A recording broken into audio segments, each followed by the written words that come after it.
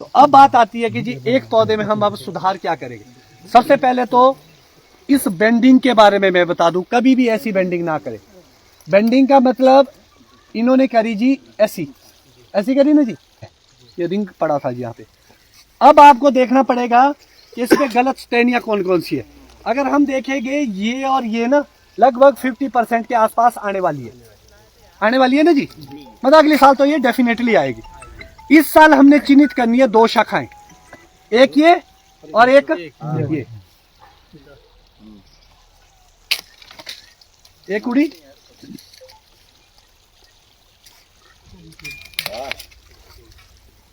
दो उड़गी जी। अगली साल सर यहाँ से एक पतली टहनी उगेगी, उसको हमने एक फेदर रखना है, ठीक है जी।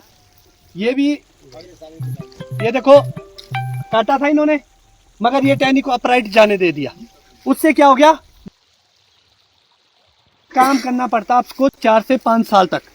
उसके बाद आपके पौधे में ऐसी प्रॉब्लम नहीं आती कि आपको हर जगह सुतरी खाने की जरूरत है, ठीक है जी। तो अगली साल के लिए आपको क्या है, ये थोड़ा पतला लग रहा है, या तो ये एक ये और अंकल जी एक ये हटा देना है? नहीं अभी नहीं, अगले साल। देखो जी हमने ना इसको 2-2 उसमें बैलेंस लेना है। जैसे हम 2 टहनियां काटेंगे ना ये, तो 2 नई उगेगी भी। तो जो 2 नई उगेगी ये जब यहाँ से उग जाएगी, इसको हम फ्रूटिंग पे ले लेंगे, फिर 2 और रिन्यूअल, तो 2-2 करके हमने इसको रिन्यूअल करते रहना है। जो ये मोटी बनी ना जी, ऐसी नौबत आने नहीं देनी हमने कि ये इतनी ज्यादा मोटी हो जाए। लगभग वो इस स्टेज पे हमको ये सब कट काटना पड़ेगा और लगभग इतना पीस रखना आपने, और नीचे से जो भी एक शाखा आएगी उसको आपने फ्रूटिंग पे डालना, और उसको कभी भी टॉप ना करना। M9 में जितनी भी आती रहेगी ना जी, अगर आपको लगता है कि कहीं बहुत छोटी आ गई, मतलब इतनी आ गई, उसको आप आगे से क्लिक प्रूनिंग कर सकते हैं, हल्की सी मुंडी को काट सकते हैं, क्योंकि आपने ग्रो करना है।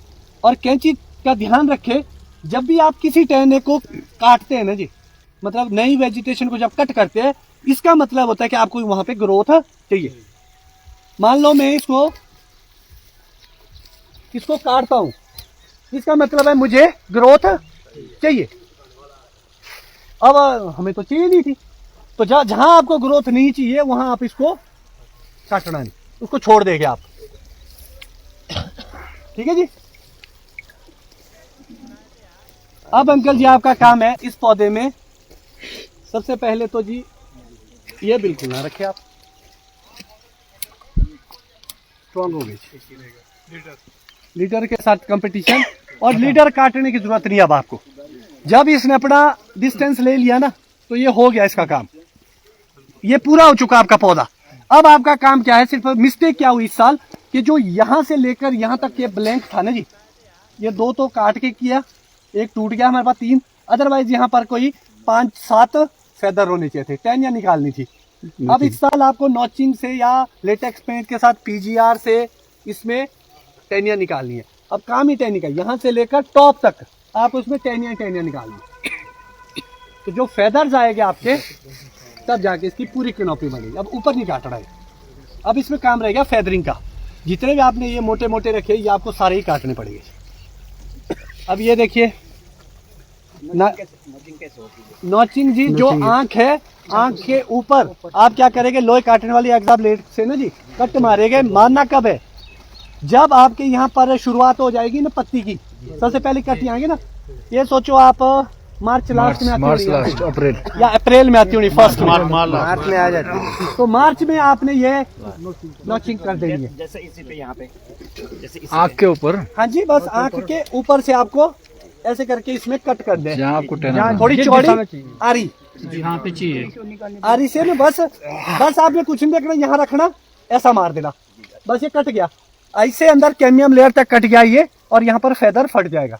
हाँ जी, अगर आप PGR इस्तेमाल करते हैं तो लगभग 100 ml लेटेक्स पेंट, जो ये घर का आता है ना इमर्शल, इसमें आप उसमें लगभग 25 से 28 ml तक PGR को मिक्स करेंगे डाइल्यूशन। तो जैसे इसको कट कर देंगे, एक छोटी ड्राइंग ब्रश आंख के ऊपर और कट के ऊपर आपने ऐसे मार देगा, ठीक है जी।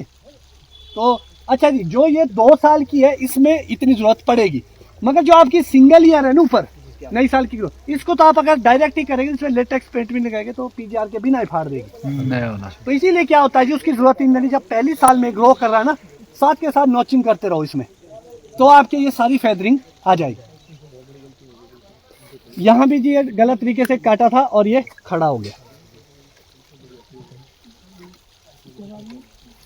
अब इसको आप कैसी करें तरीके से, क्योंकि जी अभी हमने देखो जी ऐसा भी नहीं है कि सारे काटने, हमने इस साल के फ्रूट भी लेने, तो इसीलिए थोड़ा इसको काटने की आवश्यकता नहीं। इसको हम ऐसे ही कुछ करके ना इसमें फ्रूटिंग ले लेंगे, अगले साल में रिवॉल्ट कर देंगे। ये तो कटेगा ना सर, ये तो कुछ नहीं रहना। और एक बड़ी बात है जी कि ये शूट कब आते हैं, ये तब आते हैं जब आप आजकल में बेंडिंग करते हैं। जो एक्चुअल में समय होता है बेंडिंग का होता है सेब तुड़ान के तुरंत बाद। जैसे आपने अप्रैल में तोड़ दिए ना, उसी टाइम बेंडिंग कर दो। सेब फ्लो भी होता है, टेंडिंग नाजुक भी होती है, और जैसे बेंड करेंगे ना तो ये नहीं फटेगा आपके, तो उसी टाइम इसकी बेंडिंग कर दो।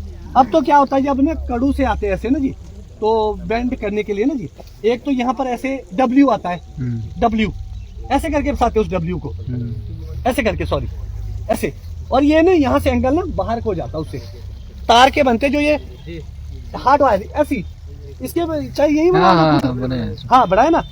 एक तो आ गया आपके वो कड़ू रख लो यहाँ पे, ठीक है जी।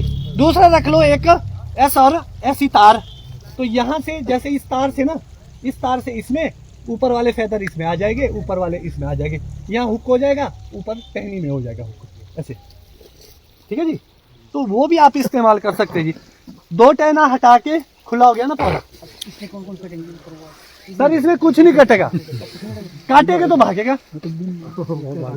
काटना क्यों है? इसने अपने बीमार हो गया और काट दो अंकल एक। हाँ इनकी तसल्ली भी जाएगी ना लोगों को।